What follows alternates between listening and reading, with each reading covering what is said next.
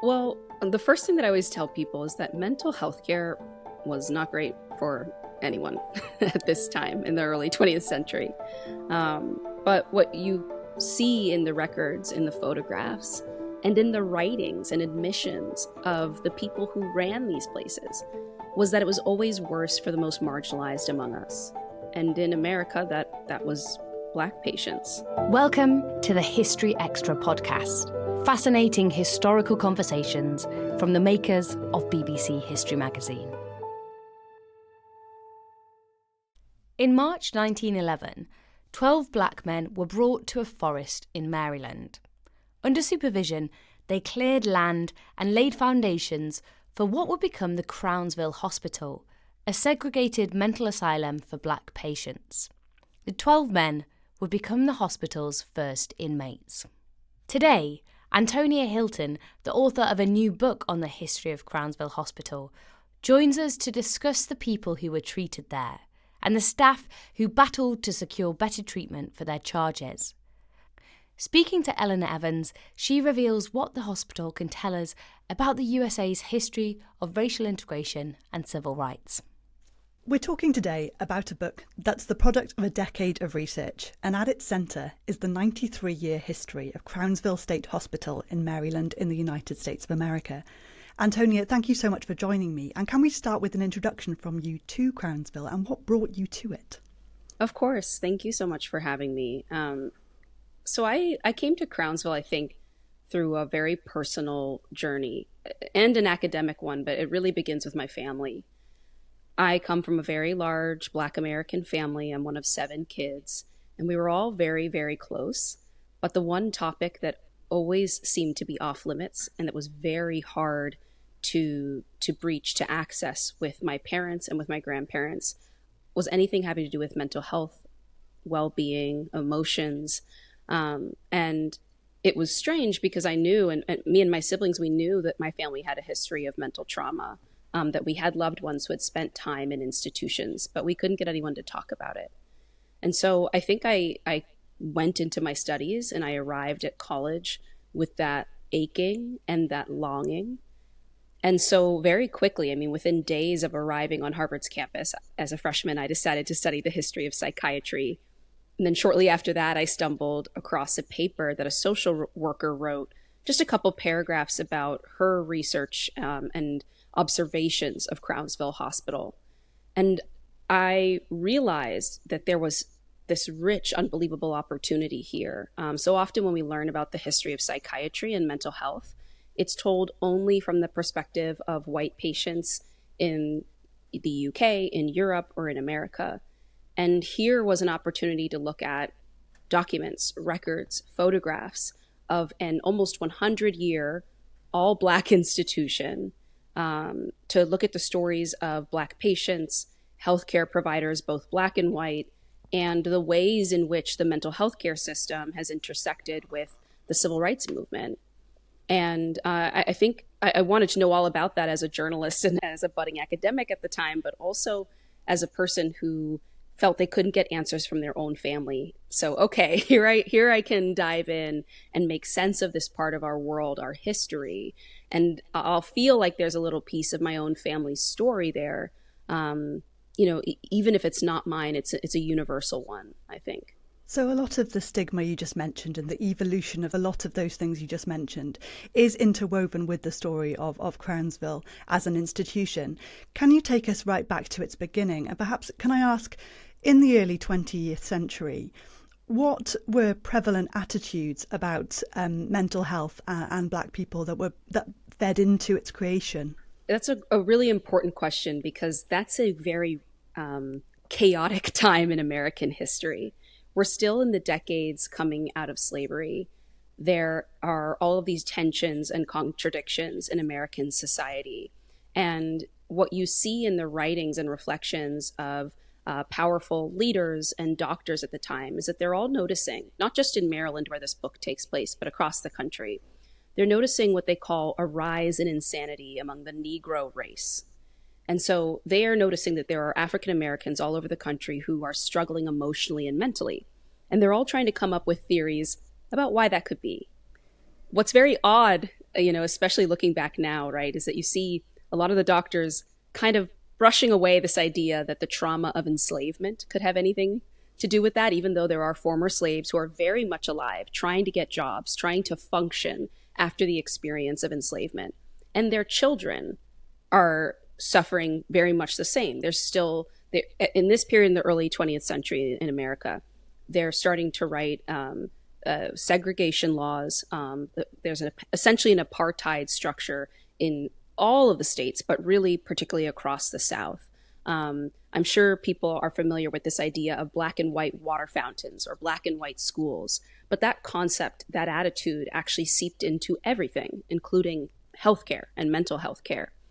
And so as they theorize about why they think Black people are struggling, they come to this conclusion that, well, Black people are different, and in some ways, perhaps emancipation was a mistake, and they just aren't really able to handle the rigors of being free and dealing with modern life. And so we should create these separate institutions for them. But in Maryland, they take some of that a step further, I would say. And they decide to make this institution, but they come up with the brilliant idea of making the patients build it for themselves, something no other group of patients was ever forced to do in the state of Maryland and, according to my research, any other part of the United States. So on March 13th, 1911, officials and a doctor in the state of Maryland marched 12 Black men who have or are accused of having mental illnesses into a forest in the heart of the woods in Maryland, right near their capital. And those men don't arrive to see a hospital ward. There's nowhere to relax or to rest. They are put to work. They have to clear a forest. They have to move railways, construct roads, build a foundation, and erect massive hospital structures. And the asylum structures in America very much modeled themselves on what you would have seen in Europe. So the sort of Kirkbride architectural form, you've probably seen this sort of brick old school buildings that are in some ways very beautiful and in other ways a bit spooky. And the patients at Crownsville built these from the ground up themselves. And in fact, if you ever visit Maryland, or if you ever visit the Washington, D.C. area, our nation's capital, you won't be that far away from Crownsville. You could drive by, and to this day, those buildings are still standing there, which for me and my research immediately raised some key questions. How is it possible that people could be so sick that they need to be institutionalized and separated from their communities, seen as unwanted, unable to handle the rigors of daily life, as so many doctors were saying, but also so well, so healthy, so physically able that they could deal with months of backbreaking labor? And this was not just men. Those first 12 men evolve every week. Dozens and dozens more people arrive. There are even children brought to do this forced labor. And in many ways, what you see happen in those early years that I explore in the book is that those doctors decide that health and recovery for Black people means a reconstruction of the antebellum social order. And antebellum is a reference to the culture of enslavement, the slave economy across the South, and the structure on plantations, the very clear power and racial structure that existed for so long. And they kind of recreate that at Crownsville. And in their view, that is the right order. It's a return to the good old days. And for the employees, who are all white at the time, they see that as a benefit. And they believe that the work that they're forcing the patients to do is a benefit to them as well. Okay, so that's a really, really fascinating look at how Crownsville is established. I want to pick up on something you mentioned there. The people who end up being patients at Crownsville, you mentioned they either have mental illness or are thought to have mental illness. There's a very blurry line there, isn't it? Who is deciding who goes into Crownsville as a patient? What parameters are there? It's a very, very blurry line. There are patients who arrive at Crownsville because their own family members have said, hey, we're struggling to take care of this person. We can't afford to take care of this person, so we are bringing them here. There are other patients, many patients, brought by authorities, so picked up at night by police officers while sleeping or drinking on the streets. And then there are patients who are accused of committing crimes or are accused of being insane by neighbors. And one of the things that most disturbed me, and in a way I was embarrassed, I guess, to not have expected or anticipated this, But I was shocked to find that there were patients at Crownsville. One woman brought there for the crime of having cut a white person off in traffic. She ended up at Crownsville for decades. Another patient named Mr. Bell that I write about, who is discovered by one of the first Black employees to get there in the 1950s. It turns out that he's been there for years. He complains to the new Black employees that he hasn't seen the sun, he hasn't seen the sky in years. And so this woman, who's still alive in her late 90s now, a woman named Marie Goff, she does some research into her patient, and she discovers that Mr. Bell was picked up by her own supervisor, her own boss, in Baltimore with the authorities one night because they had overheard him using a British accent. And they didn't believe that there were Black people who could have British accents. They just couldn't imagine that world, that way of being. And so they assume he's crazy and bring him to Crownsville. Well, it turns out that this man had actually been born in London and had been a jockey, had come to America and fallen on hard times, and had no relatives or friends to really fight for him and get him out of Crownsville. And in those early decades in the United States, you needed people to advocate for you. I mean, arguably still today, but really at that time, people could be lost to these systems because there really was not a great way for you to reach out to the outside world to tell your story. Often reporters, most of whom were white at mainstream newspapers, simply wouldn't actually tell their side of the story or publish their writings and their thoughts. And so it's one of the reasons why in this book I actually do a lot of oral history. I find these employees, I find these patients, I find their friends and loved ones. Because if you rely only on what the newspapers tell you, the records tell you, what the doctors wrote themselves about their observations of the patients, you're really not actually telling the truth.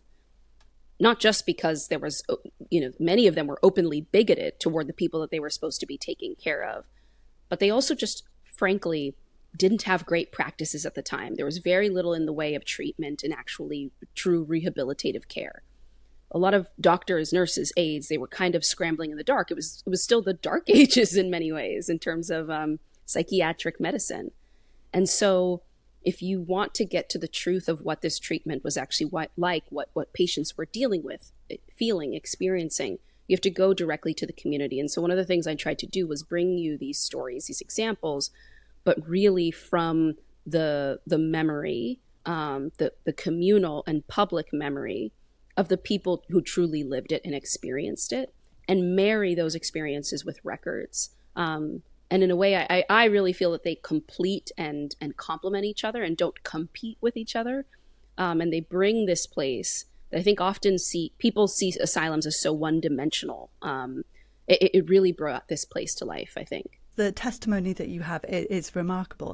And before we go into some perhaps individuals that we can bring out, if I can quote one gentleman you spoke to who used to work there and experienced the challenges that many Black staff members face when beginning and continuing their work at Crownsville. He said, there was a Crownsville before Black staff and a Crownsville afterwards. Could you take us broadly into sort of this shift in Crownsville's makeup and what it meant for the treatment of patients and such? That shift begins in the 1940s with the arrival of just one person, a man named Vernon Sparks. He was a World War II veteran, had actually been in Europe and traveled all over the world, came back to the United States to find there wasn't much democracy at home, despite the fact that he had fought for it abroad. And he comes back and pursues psychology, wants to work with patients, and is the first Black person hired as an employee, as a psychologist, to work at Crownsville. And what I uncovered in the oral history and the records is a pretty unbelievable story about this guy. Vernon Sparks enters the employee dining room at Crownsville, an all-white space that has been protected by a class of employees who have fought for years to make sure that no Black people could work there. And he comes in one day with this new role, and the room falls silent. And it takes weeks for him to finally be able to comfortably eat there and to integrate. But the person that ends up making that possible is a new Jewish leader named Dr. Jacob Morgenstern, who himself was a Holocaust survivor. So in many ways, these two men's experiences they sort of mirror each other's as outsiders, as people who had been impacted by bigotry and eugenics, and very directly the experience of the war. And then they land at a place like Crownsville, and despite the fact that they are outsiders, they are not part of the traditional power structure at Maryland that has been running and has created this institution. They're the first people to really transform it. And right after that, after they build this alliance and Vernon really gets going in his work, over the course of really the 50s and early 60s, week after week, new Black employees arrive. And many of them are just in their teens and early 20s. They're getting their very first professional jobs and opportunities because, again, they've been barred from them systematically in this country. And so they come in and they have white supervisors who've been there for a very, very long time and who have run the place and controlled its operations. Then there's them, and then there's the patients at the very bottom of that totem pole. And it creates an incredibly tense environment, a very difficult power structure to navigate. And so I think this is actually it was for me the most enjoyable part of the book actually to report on, because there was just so much to discover there. And I learned so much. So many of my assumptions were sort of turned on their head.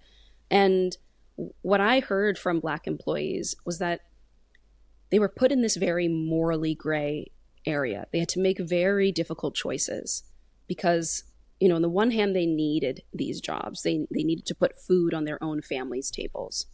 But they also were horrified to see what was happening to their patients, to the people who looked like them, who were in this institution. They were often fighting against their own supervisors and trying to find almost sneaky ways to help and support patients behind those supervisors' backs. So many of the women described to me realizing on their very first days on the job that patients have been left without clothing, left without belts, so their pants are falling down, and they really are living without much dignity. So those women who don't have much themselves go home and they fashion belts and they find shoes and leftover clothes, and they take the stuff off their own backs and give it to their patients. I tell the story of a woman named Gertrude Belt, who realizes that in the winter it's so cold in Maryland and there's often thick, thick snow on the ground. So many of her patients don't have shoes and they have frostbite all over their feet. So she devises this whole plan.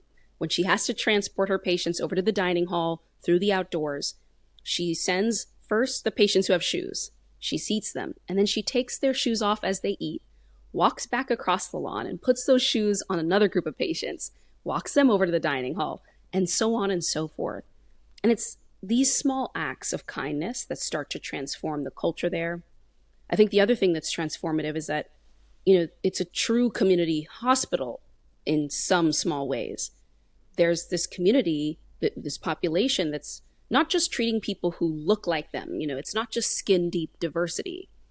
These are people who went to church with them, the same schools they went to, rode the bus with some of these patients. Some of them are related to patients. I spoke to many employees whose own siblings, aunts, cousins were patients at Crownsville. And that's part of what inspired them to work there. And so they have a level of love and affection for these people that is really unparalleled. And none of this is really rocket science. It's not about a new medication or technology that arrives, really. But it's that love that starts to transform this space. That compassion is such a vital part of your book, and it really comes out. I wonder if we can talk now about your experiences of talking to some of these people who offered their testimony. You mentioned Gertrude Belt, her daughter Faye. I wonder if we can talk about them perhaps a little bit more. The Belt family is an unbelievable family, and they still live right on the edge of Crownsville's property in Maryland. And they really represent what I was describing about this communal blending of the employee, the Black employee base and the patient community. Gertrude is one of the first Black employees to arrive. She starts out, in her early 20s, and her children, including Faye, grow up on the land right there. They have play dates with patients. They are constantly having them over for dinner. Their children are raised to not really see much of a difference between themselves and the people that they're serving. And in many ways, there wasn't much of a economic or physical or social difference between them in the first place. And so Faye grows up on the land of this hospital, then becomes a nurse and follows in her mother's footsteps. And one of the first things that happens to her when she's early in her career is she gets a phone call in the early 70s. And she finds out that one of her own childhood friends is a patient and is calling on her to come visit her. So she walks across the campus, which, this is a 1,500 acre property. It is huge. And her friend is on the other side. So she trudges across the campus to go find her friend, Sonia King.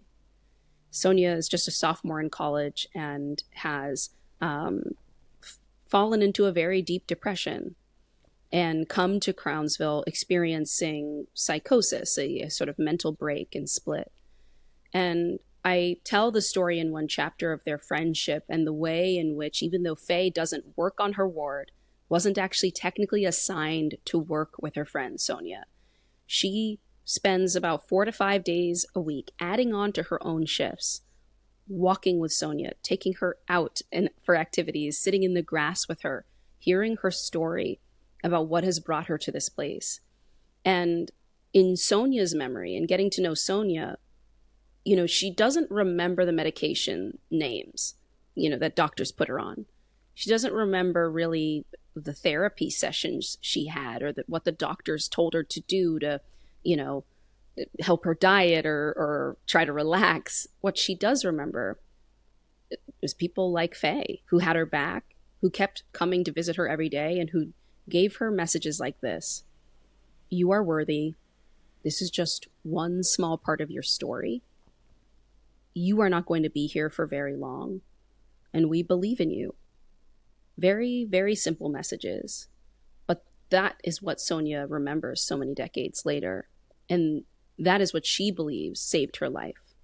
And so it was really an honor for me to get to know people like the Belt family and Faye, to be trusted by someone like Sonia King with her medical history, her family's story, her experience in an institution that many people would, very rightly so, feel embarrassment or shame or concern about opening up about something like that so publicly in a book, right? But it's such an important story to tell, because I think that's what's missing from our current mental health care system. That kind of connection, that ability to see yourself in the people you are treating or who are treating you, especially for Black people in the United States, certainly, but across the globe. Often when we try to access mental health care services, it's very hard to find people who look like and know us, who work in these spaces. And I write actually about my own family at times in the book to show you that there are some aspects in which not much has changed. What I found family members of mine were very recently experiencing in the mental health care system, it reflected so much of what I found in the records from the 1920s, 30s, 40s, 50s, 60s, and 70s. And that's not to say there haven't been important transformations and reforms, but just to say that for so many people of color, the space is still lacking. But Sonia and Faye's relationship represented possibility to me, almost a glimmer of hope, something that could be replicated if one day we cared to. So those are some individuals' testimonies and experiences that speak to some parts of Crownsville's story. I wonder if we can return to it as an institution just for one moment, and take us inside some of the contrast between Crownsville and contemporary asylums for white patients and some of the unique challenges that faced Crownsville as an institution that initially only served Black people. Well, the first thing that I always tell people is that mental health care was not great for anyone at this time in the early 20th century. But what you see in the records, in the photographs, and in the writings and admissions of the people who ran these places was that it was always worse for the most marginalized among us. And in America, that was Black patients. Crownsville was consistently underfunded. The state simply just refused to give the institution as much money as it gave to the peer white institutions. And this whole concept of labor, which was so present at its founding, it continues for decades. So after they force the patients to build Crownsville for themselves, they have to offset the cost of their own care because they're so underfunded. So the patients proceed to create and run a massive, highly productive and modern farm with modern irrigation practices. They run a rug shop. They create baskets and different sort of woven goods that the hospital sells to, again, offset the cost of their care, not to provide employment opportunities and an economic boost for the patients themselves. It's essentially stolen by the state. And what you find is that even though Crownsville had a smaller patient population than many of the peer white hospitals, they were outproducing them on all of those fronts year after year. And so there were absolutely abuses happening in all of these spaces. But the emphasis on labor and the way in which labor and economic output was tied to Black people's health outcomes was very unique. And the physical state of the buildings, the dilapidation, one very shocking fact I found was that despite the fact that they knew it was not safe to have people who were living with tuberculosis live with everyone else, and they had built separate wards for tuberculosis patients at all the other hospitals, they made patients at Crownsville live with people with tuberculosis, knowing that that would spread and kill many of them. They knew this, and they did it anyway. And so it shows an extreme lack of regard. It shows an unwillingness to see this patient population as human. And year after year, it shows that the state of Maryland was making a choice about how to treat these patients. These were not accidents, casual occurrences. These were people were writing about this, remarking on it, noting that it was wrong, noting that patients were dying because of some of the choices that they were making, but they continued to do it anyway. And so in those early years, especially, Crownsville is this incredibly, on the outside, it's beautiful and bucolic, and there's the brick stones sort of contrasted with the beautiful countryside. But on the inside, it is a very dark and dreary and overworked place, more so than really any other place that you could compare it to. Could you take us just so the listeners can sort of understand, I guess, the institution that we are talking about, that we're hearing from? Could you give us a sense of just those conditions, not wanting to linger too much on obviously horrid aspects? What can you give our listeners a sense of there? If you were to visit Crownsville in the 1920s or 30s, you would have found an institution that was wildly overcrowded. At times, people sleeping two to a bed, head to foot, children sleeping in overcrowded wards and open rooms with adult males, people forced to sleep on wooden benches and out on porches, patients forced to work out in the fields. From a distance from the street, it would look to you like a farm colony, not really like a hospital. And then for the patients who were physically or mentally unable to work, they were often left in these very cramped, barren rooms without much to do. There really wasn't much in the way of recreation until the 50s and 60s, when a couple Black families arrived and decided to create a recreation department all on their own. So it is this very, it was a place of extremes, both physical extremes in terms of the labor and the output, and temperature. In some of the records, you hear that in the summer there's a sweltering heat in the buildings. In the winter, patients are freezing to death at times, and they simply can't find enough clothing and blankets to support them all. There are children who were there for decades without any kind of schooling provided to them whatsoever. And so, as you said, to not linger there too long, because of course the institution improves as time goes on.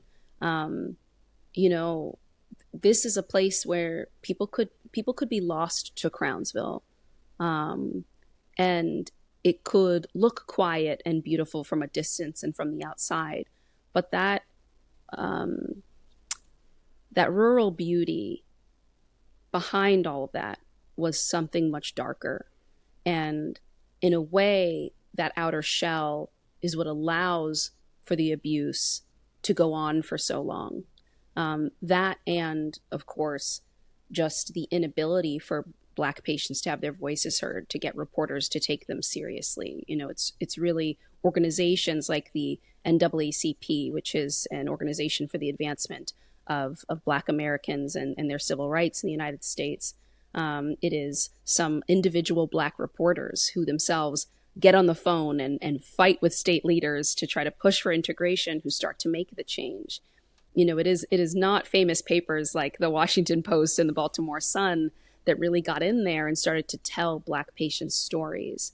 And so for decades, this was a place where patients were more likely to die than to get out, and more likely to be lost than to recover. And for those people who aren't attempting to understand what patients' lives are like and what's happening inside, is it fair to say it does become this part of almost boogeyman-like place where, legends or sort of myths are almost around it? What does it mean to people who are outside looking in? Absolutely. I look at the way that Crownsville starts to occupy people's imaginations in a central part of the book, both the white community's imagination and the Black community's imagination. So for Black Marylanders, they start to tell stories of something called the night doctor. And when I first heard these stories, I thought, this must be a sort of strange myth. It's folklore or a story that you tell your kid to scare them at night. But it turned out, when you looked into the record and into the oral history, that there was truth to this. They believed there was a night doctor who, if your kids stayed out a little too late or you had a little too much fun at the bar, would drive around in a van, find a lonely Black person, scoop them up, and bring them to Crownsville, and they would never be heard from again. And parents would warn their kids, you don't want to be found by the night doctor. It sounds like something out of a horror movie.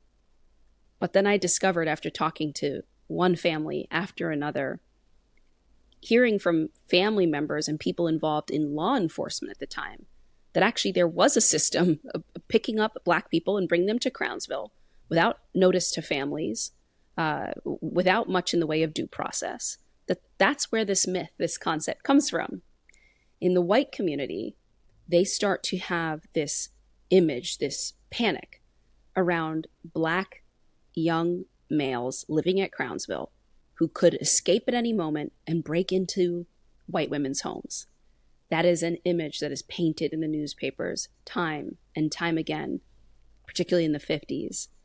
And it's interesting because you can see hospital leadership remarking on this and noticing that even though there are the same number of escapes at the Black hospital as the white hospitals, that people are overemphasizing escapes and riots or misbehavior at Crownsville, and they're ignoring and downplaying it at the pure white institutions. And the white community ends up advocating for things like building a wall, which I think is so interesting because in America, people are talking about building a wall all of the time on the southern border. They want to build a wall around Crownsville.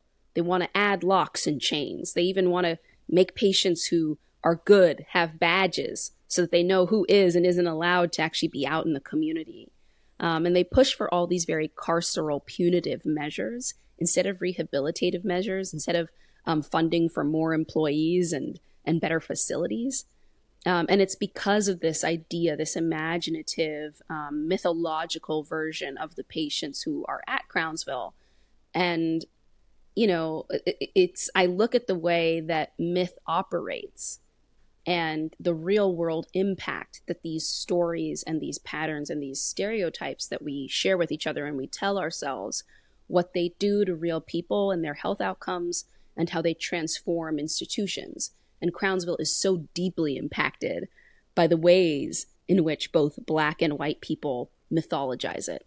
It's a fascinating element of this institution's history, and I feel like we've only really begun to scratch the surface, but there's obviously so much more in your book, Madness, Race and Insanity in America. I wanted to finish, Antonia, on asking you about the, throughout your book, there are people who are working on surfacing and preserving the legacy of Crownsville, and I wanted to finish perhaps talking a little more about the future of the site and its role in remembering this history. Yeah. Well, I'm actually very excited because on April 27th, I will be back on Crownsville's property for a ceremony that locals call Say My Name. And it will be an opportunity to be with hundreds of former patients, employees, and community members surrounding the institution.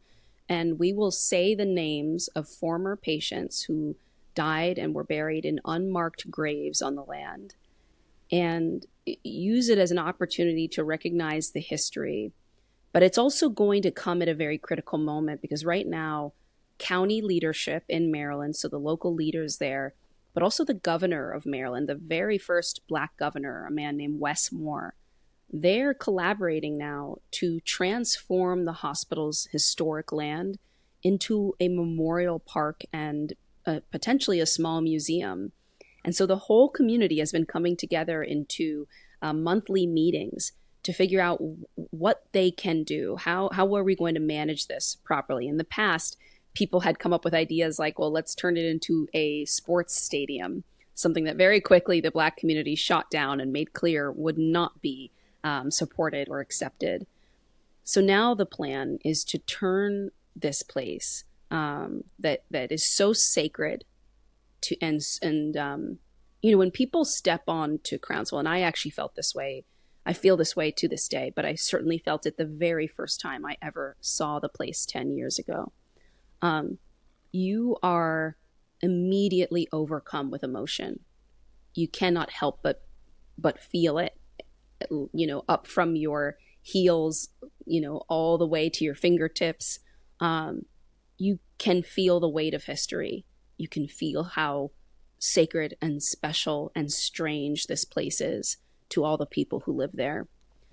So the question now is, what do they put into all these buildings? Who do they let run the place?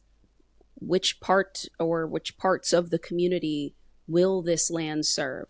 What they want to see are all kinds of nonprofits coming and running true community mental health care services.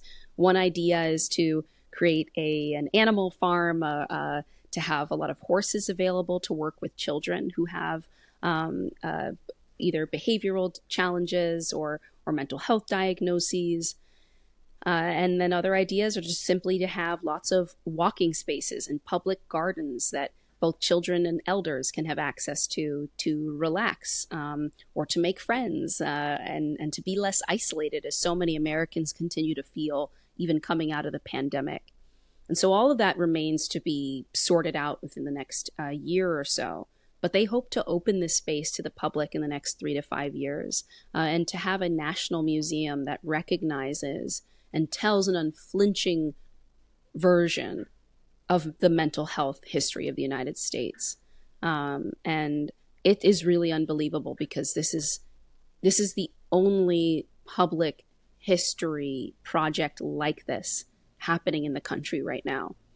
There's so much potential here. I think that Maryland could set an example. It could be an inspiration to other parts of the United States.